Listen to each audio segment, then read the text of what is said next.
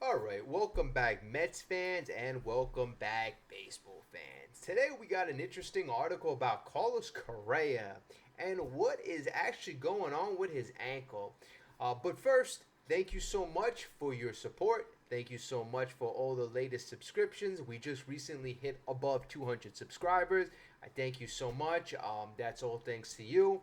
So please continue to hit that like button and subscribe. We got a lot of great content coming. So today's video is actually talks about an article from Sports Illustrated, and it details Carlos Correa's ankle and the opinions of a doctor. And apparently, this doctor has said, from looking at Carlos Correa's ankle, that this is the worst ankle that he has ever seen.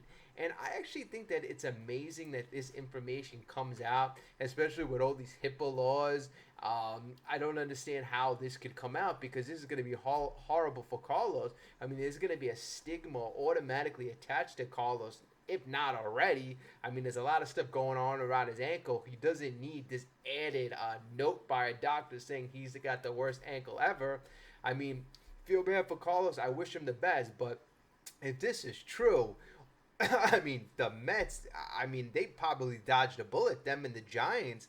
I mean, having the worst ankle ever potentially giving this guy 350 or 315 million dollars, whatever it is, over a 12 or 13-year contract would have been ridiculous. If his ankle is in this bad of a condition now, imagine what it is going to be in 5 years. So obviously we want Carlos to do the best, but we want to look at the facts. So it looks like there's a dispute in the medical world from what we see on paper and what the guy is, how he feels with his ankle. So on paper, his ankle is a mess. But how he feels, how he's able to adapt with that ankle, how he's able to play is another story. Over the past first 10 years of his career, he has been a successful guy. I mean, he's been a very high war play. He's been a great defensive guy, great offensive guy. But you know what? It bolds the question, could he have been better if he had a healthier ankle? Could he have been a 30 plus home run guy? Could he have been a 20 plus stolen base guy? If he had a fixed ankle, could he have been better defensively? I know he's already good defensive now. And also, how much is he going to deteriorate over time? I mean, right now he doesn't steal as much as he did 5, 6, 7 years ago. How's his running? How is his defense going to be in the next couple of years? Apparently, based on the doctors, it's not going to go well. It seems that this ankle is only going to get worse. Father time doesn't make things better. So over time, and based on all the evidence that we have here, it seems like the Mets made a great decision. This is not a guy you want to invest a lot of money in. I mean, you want a guy like Shohei Ohtani, a guy like Manny Machaddo, a guy who's at the top of their game, a guy who is healthy, a guy who can be healthy, a guy who could be productive over that term, over that contract, especially if you're going to pay him 30, 40, 50 million dollars. I mean, the Mets were going to pay Carlos about $26 million a year, which would have been a healthy contract. It would have been good annual value for Carlos.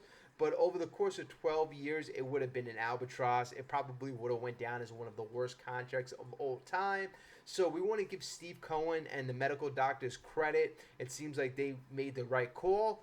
And the Twins, they were in a whole different stratosphere with what their thinking was. Their thinking was, this is our one chance to get a marquee player, a guy who we know had success last year, and we're gonna bite the bullet. We're gonna hope that the ankle is going to withstand all the stress of an MLB season. We got to remember, this is over 162 games. This is not like an NFL 16 game season, 17 game now.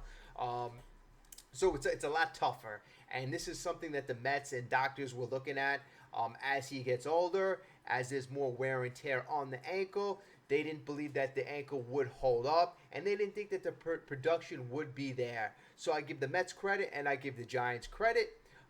But what do you think? Do you think that it was right for the doctors to come out publicly saying that this is the worst ankle they've seen? Do you think there's going to be a stigma attached to Carlos the rest of his career? I mean, he doesn't need that extra pressure. He's in Minnesota, so we wish him all the best. But like, what do you think? This is just some interesting facts that I came across. I'm like, wow, you know what? I don't think that's right, and it's pretty interesting. I think the Mets made a good choice, so it supports our decision. But on the other hand, I don't think it's right to put a player's information out there like that, even if it's like through. It seems like the doctor did it through John Heyman. I still don't think it's the best. So thank you so much for your support. Continue to like our videos, subscribe. We're going to be covering a lot of great content going forward. And again, as always, let's go Mets.